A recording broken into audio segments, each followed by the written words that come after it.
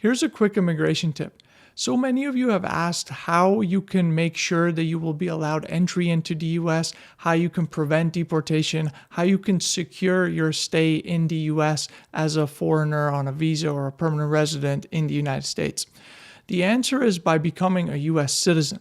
So for those of you who are already eligible to file for naturalization, so you've been a permanent resident for 5 years or 3 years if you're married to a US citizen, or those of you who are permanent residents and will soon be eligible for naturalization, my advice is if you value your access to the United States, file for naturalization.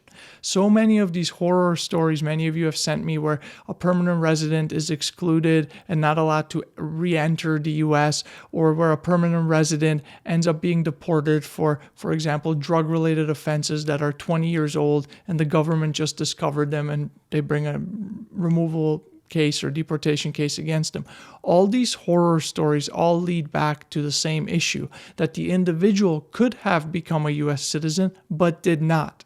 And many of you and many people in general think of permanent residence as the same as being a citizen without the ability to vote, but that is not true. It is not the same thing. A permanent resident can be deported. In some cases, a permanent resident can be refused entry. A US citizen can never be deported and can never be refused entry.